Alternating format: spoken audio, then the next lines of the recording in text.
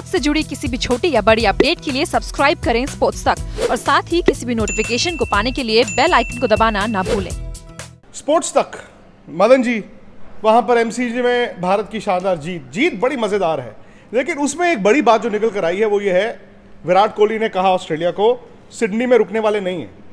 दूसरी बात उन्होंने कही कि जसप्रीत बुमराह अगर मुझे बॉल कर रहे हो, मतलब विराट को बॉल कर रहे हो, तो कहते मैं भी डरूं।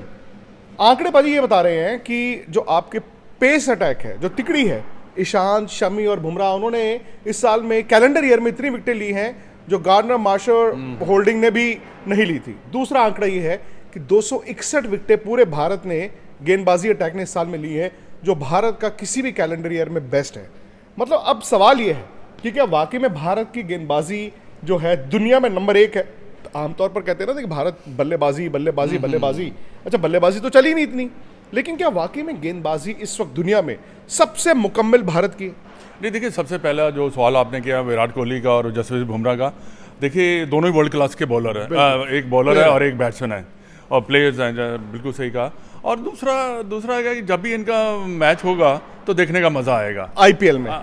पर मैं तो 5 दिन वाला देखना चाहता हूं। हाँ, आईपीएल में की मैं बात नहीं कर रहा, मैं 5 दिन की मैच कर रहा हूँ, 4 दिन की मैच की बात कर रहा हूँ।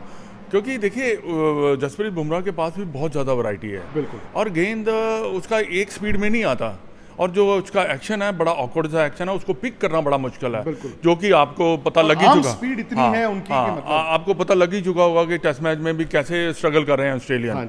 और दूसरी हैरानी वाली बात क्या मेरे को नजर आती है कि 5 कदम वो चलते हैं और 5 कदम वो दौड़ते हैं बस, और उसके बाद इतना तेज गेंद करते हैं। मैं तो सोच के सोच रहा हूँ कि ये है क्या, उसका शोल्डर इतना स्ट्रांग होगा, उसकी बैक कितनी स्ट्रांग होगी, लेग्स कितने स्ट्रांग होंगे, ये सब चीजें अकाउंट करती हैं। और पाजी तेज गेंदबाज में कहते हैं दिमाग भी तो बड़ा अच्छा होना चाहिए। ये नहीं है कि आया तेज गेंदबाज, उसने गेंद फेंकनी शुरू की, दिमाग पहले साल में इंटरनेशनल क्रिकेट में उनको आते ही वो टप्पा भी मिल गया और दूसरी कहां पर गेंद होनी चाहिए विकेट लेने वाली। और मैं दूसरी बात यही कर रहा था, देखिए जो डिफरेंस बिटवीन हमारे पेस बॉलर और दूसरे पेस बॉलरों को क्या है।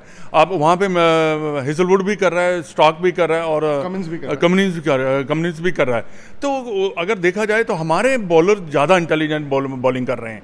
अगर उनका टिप्पा देखिए, उनकी मूवमेंट देखिए, वो उनकी ज़्यादा है। और मोहम्मद शमी की अगर बात करते हो, विकेट टू विकेट और बॉल मूव करता है, रिवर्स स्विंग उनके पास बहुत ज़्यादा बहुत अच्छी है।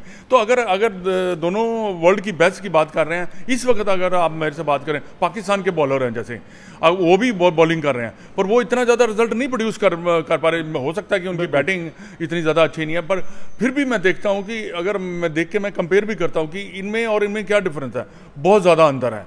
डिसिप्लिन ज़्यादा है, डिसिप्लिन ज़्यादा है। और तीसरी बात यह है कि आप देख लीजिए रिजल्ट, जैसे उन्होंने विकेट्स निकालने हैं, 200 कितनी विकेट, 61 विकेट पेसर ने, नहीं गेंदबाजों ने, हाँ गेंदबाजों, हाँ पूरे गेंद। देखिए जब ऊपर से विकेट्स निकलती है तो जो स्पिनर्स हैं वो भी इंजॉय करते हैं, क्योंकि इंजॉय क्या करते हैं, वो फील्ड लगा सकते हैं, उनको कोई इतना ज़्यादा चिंता नहीं होती कि हाँ भाई 1-2 चौके पड़ भी गए तो कोई फर्क नहीं पड़ता। सबसे बड़ी बात यह है कि आमतौर पर ऐसा नहीं है कि भारत, इससे पहले बड़े बड़े गेंदबाज भी भारत ने प्रोड्यूस किए हैं, भारत ने बाहर जाकर भी जीता है, लेकिन अक्सर कुकाबूरा के साथ कोई गेंद करना एंजॉय नहीं करते थे भारत के तेज गेंदबाज।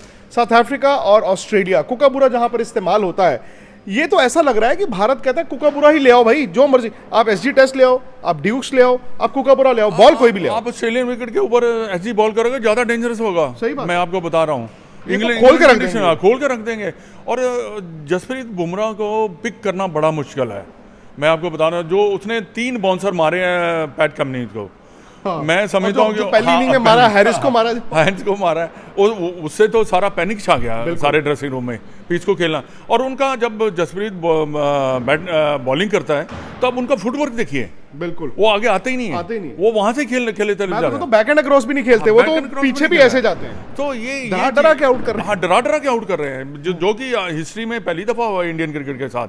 हमने कपिल देव भी बहुत जबरदस्त एक लेजेंड रहे हैं, उन्होंने जबरदस्त बॉलर रहे हैं, पर जो इसका एक्शन है और जैसे इसकी स्पीड है वो, और स्पीड से क्या करता है, बाहर भी गेंद को निकालता है, गेंद अंदर भी आता है, और उसके साथ साथ जो उनके पास जॉर्कर या स्लोवर वन है उससे और ज्यादा ले और जा एक रहा है। चेंज बाजी ये भी है कि आमतौर पर इससे पहले जो हमारे तेज गेंदबाज हुआ करते थे वो स्विंग पर बड़ा रिलाई करते थे, मतलब आप पिच टफ वाला जो एक सिनेरियो होता था, आगे से आप गेंद हिलाते रहो, इन्होंने भी किया है, लेकिन ये हिट भी करते हैं और ये स्विंग के साथ साथ भारत में रिवर्स स्विंग और विदेश में जाकर सीम भी करवा रहे हैं। हाँ बिल्कुल, देखिए वो डिफरेंस आ गया ना, हाँ जी। 135 से 145 10% का डिफरेंस आया वो स्प्लिट सेकंड बल्लेबाज के पास कम है और उसमें मूवमेंट कराना तो और ज्यादा लीथल है, क्योंकि आप बैट्समैन को एडजस्ट करने के लिए काफी मुश्किल रहता है।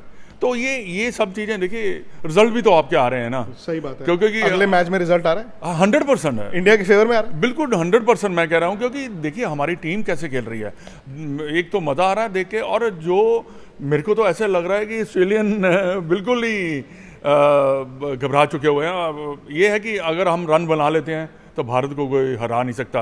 और इस मैच की अगर आप एनालाइज करें, आप हर प्लेयर की कंट्रीब्यूशन रही है, आप देख लीजिए, रही है, बिल्कुल रही है। मैं हमेशा यही कहता हूं कि जब 4-5 प्लेयर अपना किरदार निभाते हैं, चाहे बॉलर या चाहे बैट्समैन, तो वो तभी आपकी टीम जीती है। अब मयंक अग्रवाल आपको एक नया खिलाड़ी मिला, बिल्कुल जो चाहिए था आपको, जो स्ट्रगल कर रहे थे आपको, वो भी मिल गया।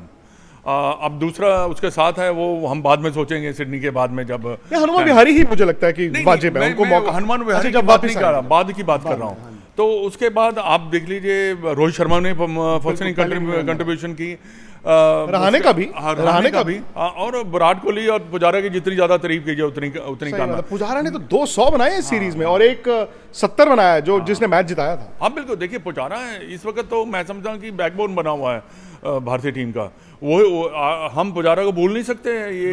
ये दोनों टेस्ट मैच उन्होंने जिताए हैं। वाकई ये पुजारा की सीरीज है, ये बाकी हम बॉलर्स की तारीफ कर रहे हैं क्योंकि उनको रन मिले तो उन्होंने आउट किया, पर पुजारा ने रन बोर्ड पे लगवाए 2 मैचों में दिए। और विराट कोहली और उसके साथ जो खड़ा रहा है, तो देखिए वो मैं ग्राहम हिक का पढ़ रहा था कि इनको सीखना चाहिए विराट कोहली से और पुजारा से।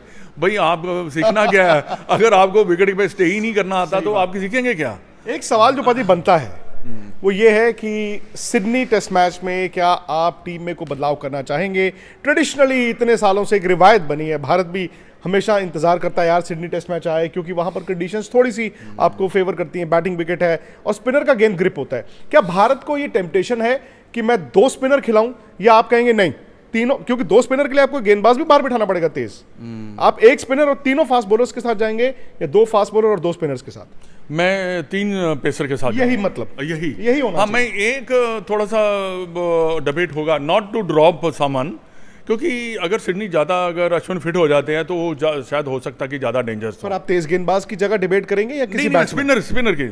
अच्छा, जडेजा और अश्विन में से एक। ये वो जडेजा ड्रॉप नहीं होता, मैं ड्रॉप की बात नहीं कर रहा। आप कह रहे हैं कि कंसीडर इसे कॉम्बिनेशन वो विराट सोच सकता है, क्योंकि उनके पास लेफ्ट हैंडर बॉलर भी है। और बड़ी बात नहीं है कि विराट वो निकालें अपनी हैट में से कुलदीप यादव को, नहीं फिर तो रविंद्र जडेजा को ही खिलाएगा। फिर अगर उसने किसी दोनों स्पिनर में से एक को खिलाना है तो वो इस अश्विन और इसके बीच में ही खेलेगा, और अब नहीं खेलेगा दूसरा कोई। और अगर आपने अभी तक विराट कोहली की वो प्रेस कॉन्फ्रेंस नहीं सुनी है, सुन लीजिए, जिसमें उन्होंने ये 2-3 बातें बोली हैं कि Sydney we are coming.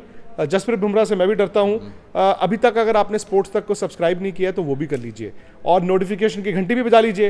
Happy new year. Instagram पर भी राशिका मुझे बता रही हैं कि स्पोर्ट्स तक ऑफिशियल ब्लू वेरीफाइड टिक वाला विराट की प्रेस कॉन्फ्रेंस आपको, अच्छा इंस्टाग्राम पर तो बड़े अच्छे वीडियोस भी मिलते हैं, तो आप फटाफट से यूट्यूब पर, फेसबुक पर और इंस्टाग्राम पर स्पोर्ट्स तक को सब्सक्राइब कीजिए, नोटिफिकेशन की घंटी बजाइए। Happy new year. 2018 का अंजाम होते होते भारत को बड़ी जीत इतनी मिली है कि अब जो आगाज है ना 2019 का, वो भी जीत के साथ चाहिए। चलिए फिलहाल एंजॉय योरसेल्फ और जीतते रहेंगे। और स्पोर्ट्स तक के हमारे सारे दर्शकों को नया साल मुबारक। बिल्कुल, अपना ध्यान जरूर रखिए। हाँ, ध्यान से, ठंड का ध्यान रखिए, ठंड का भी ध्यान रखिए, वैसे भी ध्यान रखिए। बिल्कुल, हाँ बिल्कुल, खुश रहिए और फिर जुड़ेंगे 2019 में आपके साथ।